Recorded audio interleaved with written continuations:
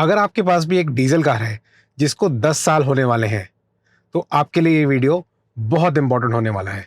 देखो यार, मेरा तो नुकसान हो गया लेकिन मैं ये नहीं चाहता कि आपका भी नुकसान हो, इसलिए मैं आपके लिए एक डिटेल वीडियो लेकर आया हूँ इस पर्टिकुलर टॉपिक के ऊपर। जब जब दिल्ली एनसीआर में पॉल्यूशन आता है या पॉल्यूशन का सीजन आता है, तब हमारी अथॉरिटीज और हमारी गवर्नमेंट जितने भी पुराने व्हीकल्स हैं उनको बंद करने की मुहिम चला देती है।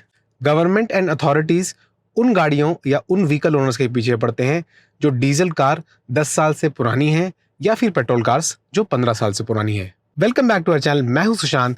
आप देख रहे हैं three wheel tripper and wishing you and your family a very happy Diwali. अगर आप दिवाली के बाद ये वीडियो देख रहे हैं तो आई होप आपकी दिवाली बहुत अच्छी गई हो। चलिए फटाफट शुरू करते हैं इस वीडियो को।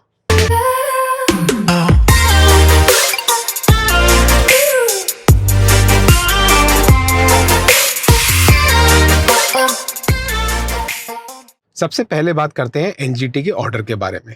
2014 में एनजीटी ने यानी कि नेशनल ग्रीन ट्रिब्यूनल ने एक ऑर्डर पास करा जिसके हिसाब से कोई भी डीजल व्हीकल जो 10 साल से ज़्यादा पुराना हो गया है या फिर कोई पेट्रोल व्हीकल जो 15 साल से पुराना हो गया है उसको बंद करा जाए। 2014 से 18 के बीच काफ़ी अपील्स इस ऑर्डर्स के अगेंस्ट फाइल हुई और फाइनली सुप्रीम कोर्ट ने इस ऑर्डर को जजमेंट में कन्वर्ट करा।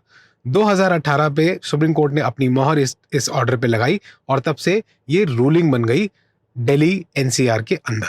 अगर आप भी दिल्ली एनसीआर में बेस्ड हैं तो आप ये जानते हैं कि पॉल्यूशन के सीजन में यानी कि अक्टूबर, नवंबर या फिर फरवरी के सीजन में दिल्ली एनसीआर गैस चेंबर बन जाता है। यहाँ का AQI ऑलमोस्ट 450 भी टच हो जाता है। सो इन ओवरऑल सेंस एनजीटी का ऑर्डर जिसके हिसाब से डीजल की 10 साल पुरानी गाड़ियाँ या व्हीकल या फिर पेट्रोल के 15 साल पुराने व्हीकल बंद होने चाहिए, काफ़ी इंपॉर्टेंट है। क्योंकि हमें सिर्फ अपने बारे में नहीं सोचना है, अपने बच्चों के बारे में और अपनी आने वाली पॉपुलेशन और जनरेशन्स के बारे में भी सोचना है।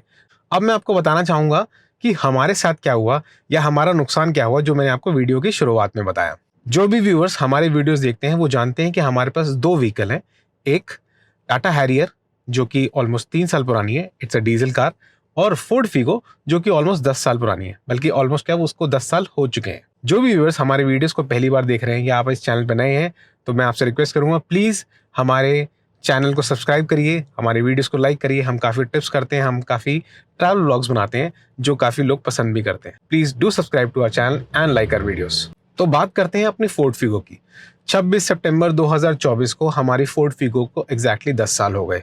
बिकॉज हमारे पास दूसरी कार है जो कि हवाई जहाज है, टाटा हैरियर, उसको हम हर जगह नहीं ले जा सकते, तो हमने डिसाइड करा कि हम अपनी फोर्ड फिगो को यूज़ करते रहेंगे फॉर छोटे मोटे पर्पस। अब छोटे मोटे पर्पस में मैं अगर आपको बताऊं तो जैसे पास में मॉल जाना है या सब्जी मंडी जाना है या बेटे को स्कूल छोड़ने जाना है, वो सब काम के लिए हमने सोचा था कि हम फोर्ड फिगो को यूज़ करते रहेंगे।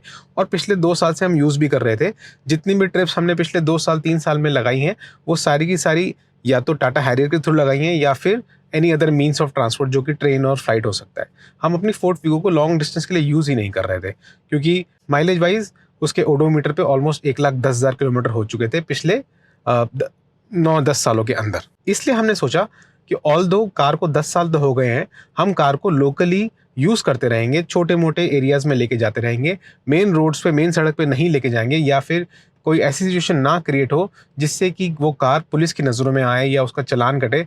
बिकॉज एज पर रूलिंग गाड़ी सीधा इम्पाउंड हो सकती है अगर आप 10 साल पुरानी डीजल कार को सड़क पे लेके घूम रहे हैं। चालान नहीं कटेगा, गाड़ी सीधा इम्पाउंड होगी और सेकंड ऑफेंस में, आप पहले इम्पाउंड के बाद छुड़वा लाओगे और लेकिन आप सेकंड ऑफेंस में फिर से पकड़े गए तो गाड़ी सीधा स्क्रैप के लिए भेजी जाएगी।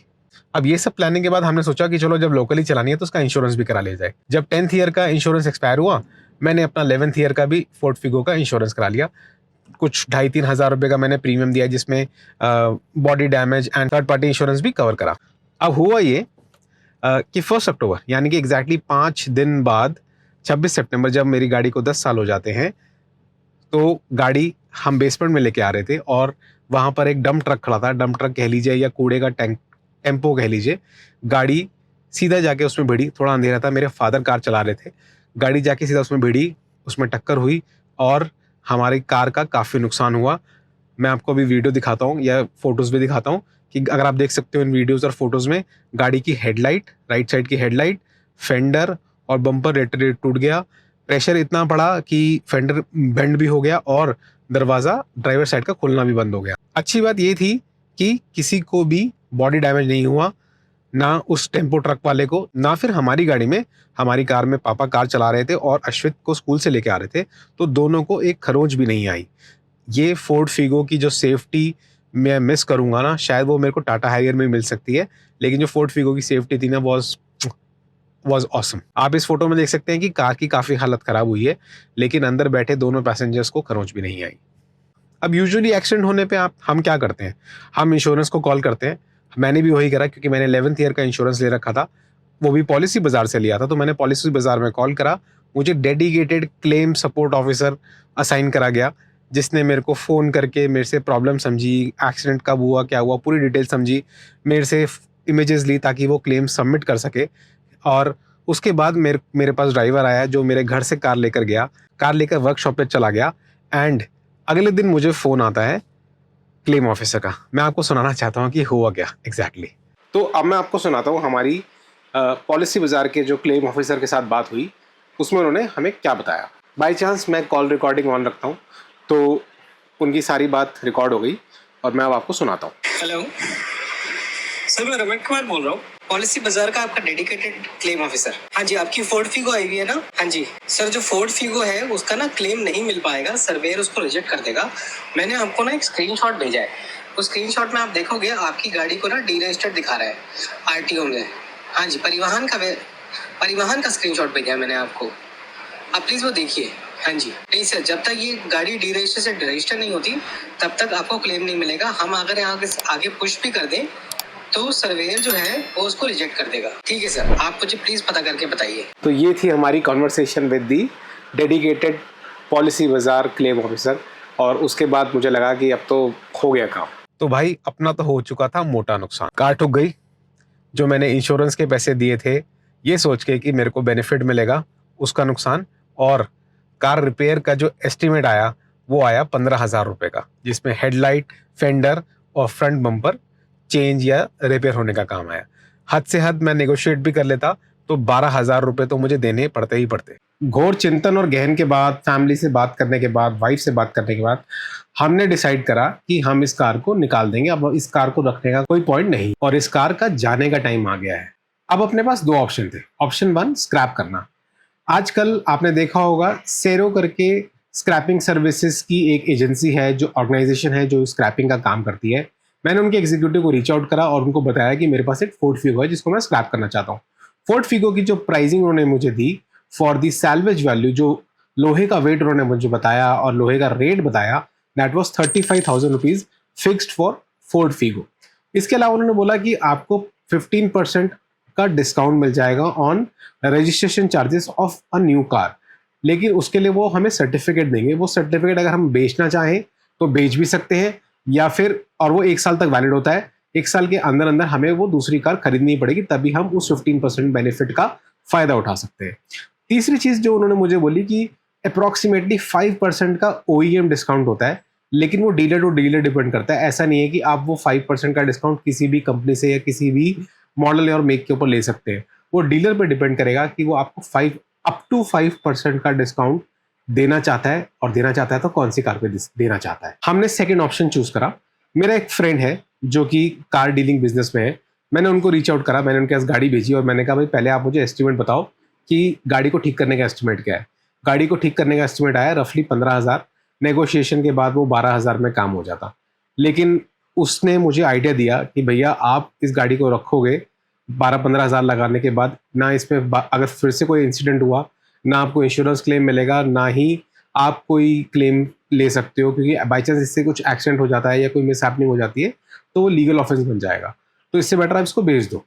गाड़ी हमने बेचने के लिए लगाई, और through his network of car dealers ये गाड़ी पंजाब में एक जगह बिक गई। सो इसमें जो डील मिली वो 65,000 रुपीज़ की मिली, जिसमें 10,000 रुपये रिपेयर के काटे गए और 5,000 रुपये का कमीशन काटा गया। तो रफली इन हैंड 50,000 हमारे हाथ में आया। और मैं आपको बताना चाहता हूँ कि आपके पास भी अगर ऐसी कोई डीजल या पेट्रोल कार है जिसका टाइम खत्म हो चुका है, लेकिन ओवरऑल रजिस्ट्रेशन टाइम जो कि 15 साल होता है फॉर डीजल कार वो नहीं खत्म हुआ है, आप भी आउट ऑफ दिल्ली NCR भेज सकते हैं, क्योंकि एज पर रेगुलेशन ये 15 साल की कंडीशन सिर्फ दिल्ली एनसीआर में है, या फिर एज पर नोटिफिकेशन वो कार जो हरियाणा या यूपी में रजिस्टर हो रही है। ऑल्दो अगर आप हरियाणा और यूपी के इंटीरियर एरियाज में जाएंगे, मतलब यूपी में बात करूँ मेरठ से आगे जाते हैं या सहारनपुर यमुनानगर जाते हैं या फिर हरियाणा में करनाल वगैरह जाते हैं, वहाँ ऐसा कोई चैलेंज नहीं है। तो अगर आपके कॉन्टैक्ट्स हैं तो आप अपनी कार को इधर किसी टीयर बी या टीयर सी टाउन में निकाल सकते हैं।